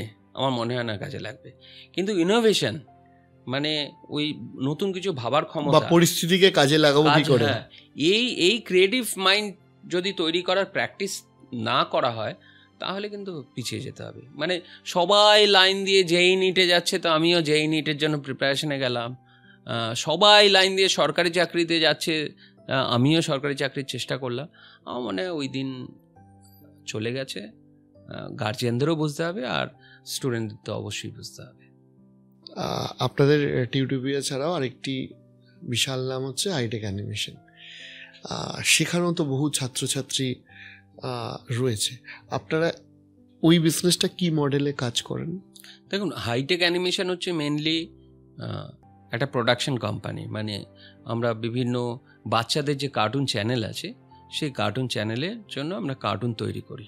পরে আমি রিয়েলাইজ করি যে এটাকে যদি ইন্ডাস্ট্রি হিসাবে এক্সপ্লয়েট করতে হয়, তাহলে শুধু বেঙ্গলে যে কাজ হচ্ছে তার উপর ভরসা করে থাকলে হবে না, ন্যাশনাল লেভেলে আমাদের কাজ করতে হবে। তো আমরা প্রায় 4 বছরের মতো আমি ওই যেটা একটু আগে বলছিলাম যে পেরেক ঠোকার মতো, তো আমি ওখানে গিয়ে বসেছিলাম, মুম্বাইতে সময় দিয়েছি, আমাকে কেউ সুযোগ দেয়নি কাজের। তা একটা সময় তো আসবেই, দিতে বাধ্য, মানে তা দিয়েছে, আমরা সদ্ব্যবহার করেছি, এবং তারপরে আর ফিরে তাকাতে হয়নি। বিভিন্ন চ্যানেল থেকে আমাদের বিভিন্ন রকম কাজ দিয়েছে, এবং সেই কারণেই কিন্তু এত লোক আজকে কাজ করছে। এবং সদ্য আমরা আমাদের একটা শো তৈরি করেছি, আমি এক্ষুনি নাম বলতে পারবো না, নেটফ্লিক্সের জন্য আমরা একটা অ্যানিমেটেড শো তৈরি করেছি। আশা করছি ওটা রিলিজ করলে আমাদের আরও নাম, মানে সারা ভারতবর্ষে আমাদের স্টুডিওর নাম আরও ব্যাপকভাবে। এটা তো একটা বড় প্রাপ্তি আমাদের কাছেও যে নেটফ্লিক্সের কাজ, তাও আমি যতদূর শুনলাম হিন্দির কাজ, সেটা বাংলার একটি স্টুডিও থেকে, অর্থাৎ প্যান ইন্ডিয়া ডিস্ট্রিবিউশনের একটা প্রোডাকশন বাংলা থেকে তৈরি হচ্ছে। লাইফ কতটা চেঞ্জ হয়েছে বিজনেসের সাকসেসের পর? অনেকটাই চেঞ্জ হয়েছে, আগের থেকে অনেক ভালো আছি। মানে ছোটোখাটো জিনিস নিয়ে ভাবতে হচ্ছে না। আমার সাথে যারা পড়াশোনা করেছে, বন্ধু বান্ধব, তারা অনেক রকম ক্রাইসিসে আছে। অর্থনৈতিক ক্রাইসিস শুধু না, যেমন শনিবার করে যখন আড্ডা মারি, ওরা বলে যে উফ, আবার সোমবার থেকে অফিসে যেতে হবে। তা আমি ওদের মজা করে বলি, তার মানে তোরা 6 দিন জেলে থাকিস, 1 দিন ছাড়া পাস, তা এটার কি মানে আছে? তা আইদার ওখানে যেটা করছিস এনজয় করে কর, নাহলে ছেড়ে দে। কিন্তু দেখা যাচ্ছে 25 বছর চাকরি করছে কিন্তু এখনো এনজয় করছে না। আমার ক্ষেত্রে সেটা হচ্ছে না, আমি প্রত্যেক দিন মজা করতে যাচ্ছি। আমার ক্ষেত্রে বরঞ্চ রোববার কিভাবে কাটবে, it is very painful for me. রোববার দিন কাটানো ভেরি ডিফিকাল্ট। তো রোববার দিনে অধিকাংশ সময়টাই ঘুমিয়ে কাটাই, আর প্রচুর মিউজিক শুনি। আমি রোববার সকালটা আমি গান শুনি প্রচুর। শুনছিলাম আপনি গানও ভালো করেন। যে বলেছে একদম মিথ্যা কথা বলেছে। এবার আমাকে একটা কথা বলুন, আমি এই প্রশ্নটাই জিজ্ঞেস করছি যে এডুকেশন সিস্টেমে আপনি এই টিউটোপিয়া মারফত বলুন বা আপনার ব্যক্তিগত প্যাশন মারফত বলুন, কি চেঞ্জেস করতে চাইছেন? টিউটোপিয়া প্রথম থেকেই কিছু না কিছু নতুন কন্ট্রিবিউট করার চেষ্টা করেছে, এবং যত দিন যাচ্ছে আমরা চেষ্টা করেছি যে আরও ভালো করে কি করে উপস্থাপন করা যায়। তো রিসেন্টলি আমি ইন্টারনেটে ব্লুমস ট্যাক্সোনমি বলে একটা এডুকেশন ফ্রেমওয়ার্ক দেখতে পাই, যদিও এটা ভীষণই পপুলার, বিএডে পড়ানোও হয়। এবং এই এডুকেশন ফ্রেমওয়ার্ক হার্ভার্ড, বা স্ট্যানফোর্ড এই ধরনের ইউনিভার্সিটিতেও কিন্তু, অক্সফোর্ড এই ধরনের ইউনিভার্সিটিতেও কিন্তু ব্যবহার করা হয়। এই এডুকেশন ফ্রেমওয়ার্কে কি আছে, 6টা লেভেলে এডুকেশনকে ভাগ করা হয়েছে এবং একটার পর একটা লেভেল ক্রস করে করে আলটিমেট লেভেলে তুমি পৌঁছাবে যখন তুমি কিছু ক্রিয়েট করতে পারবে। আমরা কিন্তু ফার্স্ট লেভেলটা হচ্ছে রিমেম্বার লেভেল, মানে তুমি কি পড়লে সেটা শুধু মনে রাখো। সেকেন্ড লেভেলটা হচ্ছে আন্ডারস্ট্যান্ডিং লেভেল, মানে ওটা থেকে বোঝা। থার্ড লেভেলটা হচ্ছে এর প্র্যাকটিক্যাল ইমপ্লিমেন্টেশন কোথায় কোথায় হচ্ছে। ফোর্থ লেভেল হচ্ছে ওটাকে অ্যানালিসিস করা। ফিফথ লেভেল হচ্ছে ওটাকে ইভ্যালুয়েট করা, মানে কোনো জাজমেন্ট ওটার উপর বেস করে তৈরি করা। এবং লাস্ট সিক্সথ লেভেল হচ্ছে কিছু ক্রিয়েট করা। তুমি যে এই যে পড়লে যদি কিছু ক্রিয়েটই না করতে পারো তাহলে তোমার জেনে লাভ কি হলো। তা আমরা প্রত্যেকটা সাবজেক্টকে এই 6টা লেভেলে আমরা নতুন করে ভিডিও তৈরি করছি। তার কারণ এটা আমার মাথায় এসছে যে বেঙ্গলি মিডিয়ামের আমি ভিডিও তো বানিয়েছি, আমি আইসিএসসি সিবিএসসির জন্য নতুন করে কন্টেন্ট তৈরি করছি, কারণ আমরা আইসিএসসি সিবিএসসি বাচ্চাদেরও পড়াতে চাই বেঙ্গলে যারা আছে। তখন আমি ভাবলাম এত তো আছে, অলরেডি আছে, নিতান্তই ব্যবসা করার জন্য আইসিএসসি সিবিএসসির ছেলে মেয়েদের পড়াতে হবে, নাকি ওখানেও কন্ট্রিবিউট করার মতো কিছু আছে। তখন আমার যেটা মনে হলো যে আমাদের ছোটোবেলায় যে শিক্ষা ব্যবস্থা, সেটা সবচেয়ে বড় গ্যাপ আমি স্ক্যাম বলি, যে আমাদের এত কিছু পড়ানো হলো কিন্তু ওয়াই পড়ানো হলো না। মানে তুমি ফর এক্সাম্পল অণু কি, পরমাণু কি পড়ানো হলো, পরমাণুর ভেতরে আবার ইলেকট্রন, প্রোটন, নিউট্রন, তা এগুলো কেন লাগবে আমার জেনে আমার কি লাভ, এটা বললো না। প্যারাবোলার মতো কঠিন অঙ্ক করালো, কিন্তু প্যারাবোলা আমার জীবনে কি কাজে লাগবে সেটাকে স্পষ্ট করে কেউ বললো না। তো সেই জন্য আমরা ঠিক করেছি আমরা এরপরে যে আইসিএসসি সিবিএসসির ভিডিও বানাচ্ছি, পাশাপাশি বেঙ্গলি মিডিয়ামের ভিডিওগুলোকেও আমরা রিপ্লেস করব ব্লুমস ট্যাক্সোনমি দিয়ে, যেখানে 6টা লেভেলে প্রত্যেকটা টপিক আলোচনা করা হবে। মানে আমি তোমাকে একটা ছোট্ট এক্সাম্পল দিয়ে বলি, আমরা কচ্ছপ আর খরগোশের গল্প তো শুনেছি, ধরো ব্লুমস ট্যাক্সোনমি দিয়ে যদি আমি তোমাকে পড়াই কচ্ছপ আর খরগোশের গল্প, তো ফার্স্ট লেয়ারে কি হবে, তোমার রিমেম্বার লেভেল। রিমেম্বার লেভেলে কি মনে রাখতে হবে যে ওই যে গল্পটা, ওটা কে কে ছিল, পার্টিসিপেট করেছিল, কচ্ছপ আর খরগোশ। কি জিতেছিল? কচ্ছপ জিতেছিল। কে হেরেছিল? খরগোশ হেরেছিল। ব্যাস, রিমেম্বার লেভেল শেষ। এবার হচ্ছে আন্ডারস্ট্যান্ডিং লেভেল। যে আন্ডারস্ট্যান্ডিং লেভেলে গিয়ে শিখবো যে কচ্ছপ কেন জিতলো আর খরগোশ কেন হারলো। কারণ কচ্ছপ কনসিস্টেন্ট ছিল আর খরগোশ কনসিস্টেন্ট ছিল না, মাঝখানেও ঘুমিয়ে পড়েছিল। তো সেই জন্য যে কনসিস্টেন্ট থাকবে তার সে জিতবে, যে ইনকনসিস্টেন্ট থাকবে সে হারবে। এটা আন্ডারস্ট্যান্ডিং লেভেলে শিখলাম। নেক্সট হচ্ছে প্র্যাকটিক্যাল লেভেল। প্র্যাকটিক্যালি এই গল্পটা থেকে আমরা কি কাজে লাগাতে পারি, একটা স্টুডেন্টের হিসাবে বলি। একটা স্টুডেন্ট যদি সারা বছর ধরে অল্প অল্প করে পড়াশোনা করে, তাহলে পরীক্ষার আগে রাত জেগে পড়াশোনা করতে হবে না, এবং রাত জেগে যে পড়াশোনা করছে পরীক্ষার আগে তার ভালো রেজাল্ট হতেও পারে, নাও হতে পারে। কিন্তু যে সারা বছর ধরে কনসিস্টেন্টলি ওই কচ্ছপের মতো করে রেসটাকে জেতার চেষ্টা করবে, সে কিন্তু জিতবেই। তাহলে এটা গেল হচ্ছে থার্ড লেভেল, মানে প্র্যাকটিক্যাল ইমপ্লিকেশনও আমরা বলে দিলাম। এবার ধরুন অ্যানালাইজ করা। অ্যানালাইজ কী করলাম, যে এই গল্পটা থেকে অ্যানালিসিস বেরোচ্ছে যে তুমি যদি কনসিস্টেন্ট থাকো তাহলে তুমি জিতবে, আর তুমি যদি ওভার কনফিডেন্ট হয়ে যাও তাহলে তুমি কিন্তু হারবে। ঠিক আছে। নেক্সট লেভেল হচ্ছে, ফিফথ লেভেল হচ্ছে ইভ্যালুয়েট করা। আমি এবার জাজমেন্ট পাস করব। জাজমেন্ট কি? কচ্ছপ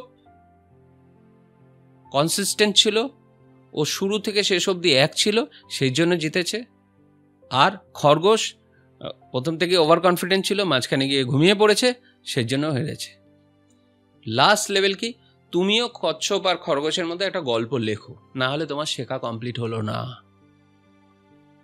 তাহলে আমি একটা গল্প লিখতে পারি যে আবার কচ্ছপ আর খরগোশের দৌড় শুরু হলো, ওখানে শামুক জয়েন করলো, দিয়ে আমি একটা গল্প নতুন করে লিখতে পারি। অথবা একটা গল্প লিখতে পারি যে কচ্ছপ আর খরগোশ যে দৌড়টা হলো সেখান থেকে খরগোশ শিক্ষা নিল যে না, ওভার কনফিডেন্ট হওয়া ভুল হয়ে গেছে। আবার নতুন করে দৌড় শুরু করলো। গল্পটা যে কোনো দিকে যেতে পারে, কিন্তু আমি একটা ক্রিয়েট করলাম নতুন কিছু।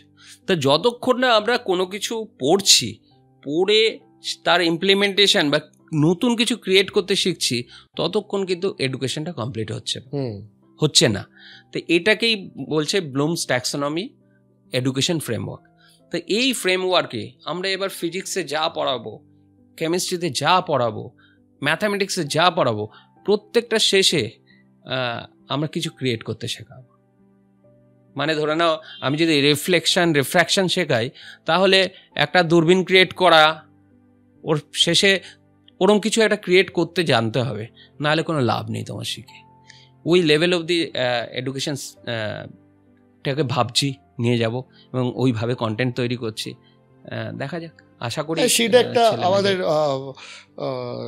মানে শিক্ষা ব্যবস্থার জন্য ভালো হবে, কারণ আমাদের এখানে শুধুমাত্র থিওরিটিক্যাল বেসড পড়াশোনা হয়। মানে সাইন থিটা কস থিটা আমার জীবনে কি কাজে লাগতে পারে, হ্যাঁ, এটা যদি বলে দিত না, তোমার কিন্তু আগ্রহ বেড়ে যেত। আবার এটাও ঠিক যে এখন যে নতুন মাধ্যমে আপনারা যেভাবে অ্যানিমেশন দিয়ে পড়াচ্ছেন, সেটা একটা স্টুডেন্টদের কাছে অনেকটা আরও ইন্টারেস্টিং হয়ে চলেছে। এবার আমি আপনাকে একটা জিনিস জিজ্ঞেস করছি যে একটু যদি নাম্বারের দিকে নজর দেওয়া যায়, যে কীরকম সংখ্যক ছাত্রছাত্রী এখন অ্যাক্টিভ সাবস্ক্রাইবার এই অ্যাপের মধ্যে? দেখো, আমাদের প্রায় 60-70 হাজার ছেলে মেয়ে পড়াশোনা করে আর কি, অ্যাক্টিভলি সাবস্ক্রাইব। আর আমাদের ডাউনলোড অনেক বেশি, তার কারণ আমরা প্রায় 1 মিলিয়ন ডাউনলোড আছে আমাদের। তো তার কারণ আমরা ফ্রিতে প্রথম 1 বছর আর কি ওটা দিয়েছিলাম ছেলে মেয়েদের, তখন কোভিড পিরিয়ড ছিল, সেই জন্য প্রচুর ডাউনলোড ওই সময়ও হয়েছিল আমাদের। তো আর সবাই তো পড়াশোনা করছে যারা, তারাই ডাউনলোড করে না, প্রচুর প্রাইভেট টিউটর আছে, তারা ডাউনলোড করে। তো স্বাভাবিকভাবেই স্কুল আছে, তারা কন্টেন্টটা পেয়ে যায় ওখান থেকে, তারা ওখান থেকে, এরকম অনেক প্রাইভেট টিউটর আছে আমরা জানি, যারা স্টুডেন্ট হিসেবে সাবস্ক্রাইব করে নিয়ে ওরও হেল্প হয়। তা আমরা ইনডাইরেক্টলি তাকেও কন্ট্রিবিউট করতে পারছি ভেবে আমাদের ভালো লাগে। তার কারণ দেখুন, 70 লক্ষ ছেলে মেয়ে আমি পড়াতে পারবো না একা, বা আমি একটা পার্সেন্টেজ পড়াবো, 2%, 3%, ম্যাক্সিমাম 5%, বাকি 95% তো এই প্রাইভেট টিউটারদেরই পড়াতে হবে বা কাউকে না কাউকে পড়াতে হবে। তো এই জন্যই বলছি, কারোর সাথে কারোর কম্পিটিশন নেই, বরঞ্চ যে যত বেশি কন্ট্রিবিউট করতে পারবো, একটাই ইকোসিস্টেম, ওটা আরও ডেভেলপ করবে। রাইট।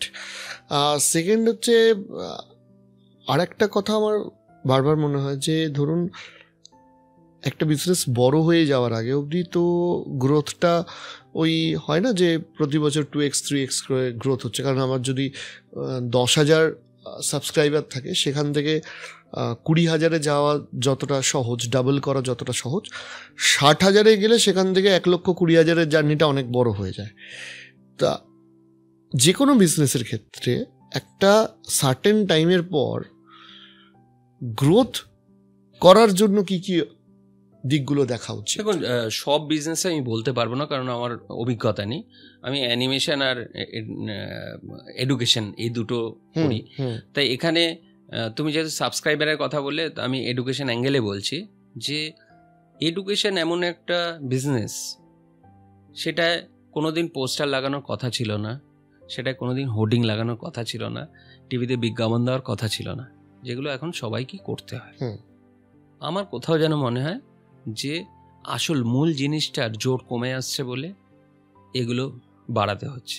মানে এডুকেশনের জোর যখন ছিল, তখন কিন্তু অনেক স্কুলে আজকে বিজ্ঞাপন করে, তাদের করতে হয়নি। একই স্কুল, আমি নাম নিচ্ছি না, তারা আগে কোনোদিন বিজ্ঞাপন করেনি, স্কুলও যে বিজ্ঞাপন করবে এটা আমি তো ছোটবেলায় ভাবতে পারতাম না।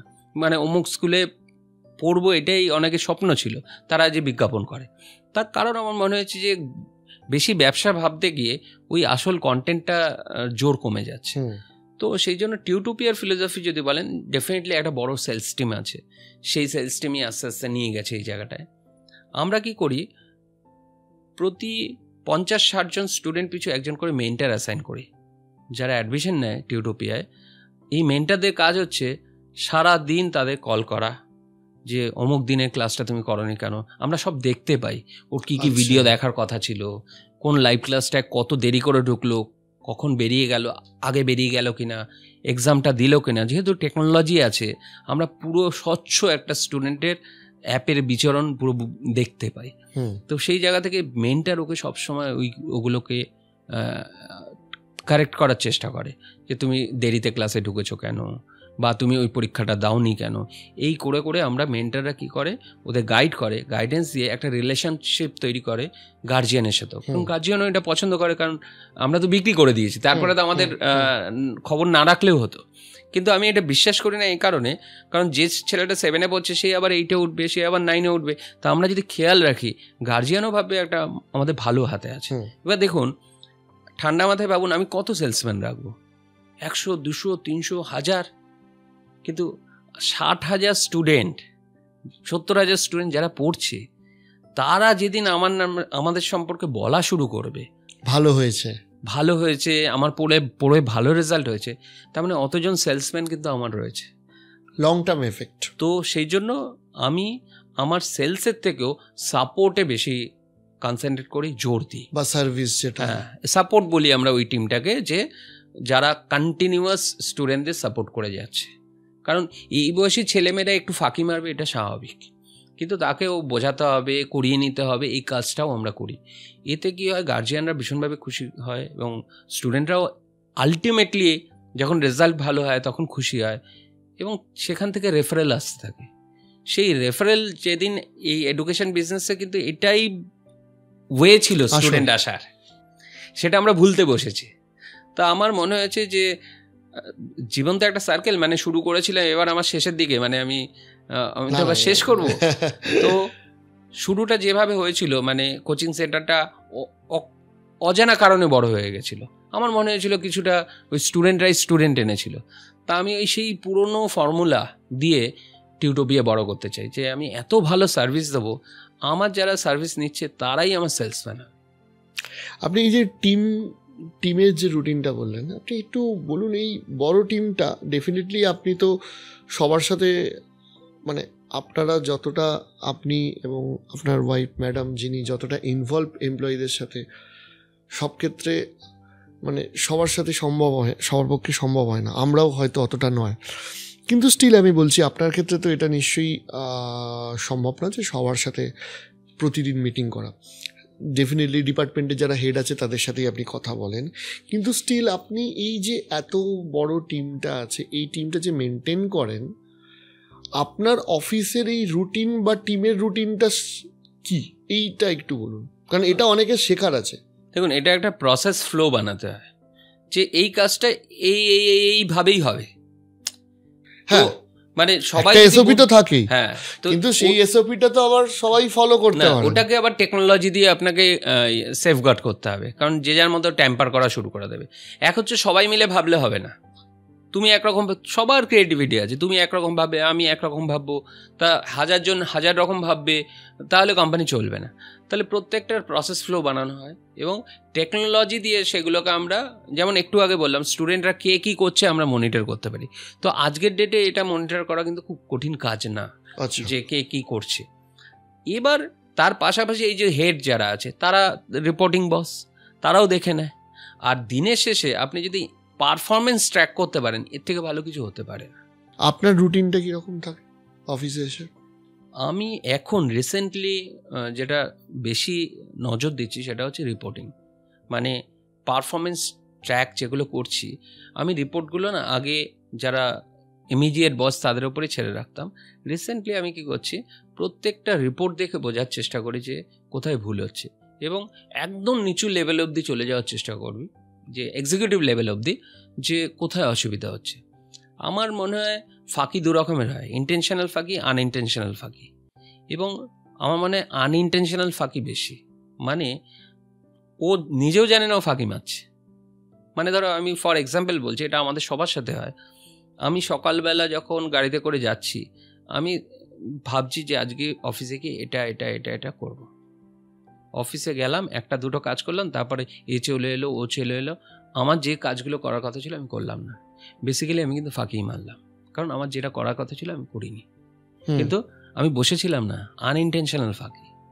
তা ম্যাক্সিমাম এক্সিকিউটিভ বা স্টাফ বা ম্যানেজারের ক্ষেত্রেও কি হয়, ওর যেটা করার কথা সেটা যদি ওর চোখের সামনে রাখা যায়, আজকে এটা টাস্ক, এই টাস্কটা তুমি কমপ্লিট করে তারপরে তুমি বাড়ি যাও, তাহলে ওই মার্কশিটটা যদি প্রত্যেক দিন ওর চোখের সামনে রাখা যায় না, তাহলে ওরও কিন্তু বুঝতে সুবিধা হবে আমি ফাঁকি মেরে ফেলছি না তো। কারণ আনইনটেনশনাল ফাঁকি মারছে। ধরে নিন কারোর সাথে 5 মিনিটে কথা শেষ হয়ে যায়, সেটা হয়তো আধ ঘন্টা ধরে বলছে, 25 মিনিট তো ফাঁকিই হলো, কিন্তু সেটাও বুঝতে পারছে না, রিয়েলাইজ করতে পারছে না ফ্লোতে আছে বলে। সেই জিনিসটা যদি ক্রিস্টাল ক্লিয়ার কারোর সামনে রাখা যায়, আর সেটা একমাত্র টেকনোলজির মাধ্যমেই পসিবল, তো আমি সেইটার ওপরেই এখন বেশি কাজ করছি। আর আমার লাস্ট প্রশ্ন, মানে আপনার থেকে তো অনেকক্ষণ আপনাকে আটকে রেখেছি, সেটা হচ্ছে যে আপনাদের এই যে কোনো বিজনেসের একটা ব্যাপার থাকে যে সেই বিজনেস তার নিজের লিমিটকে ক্রস করতে চায়।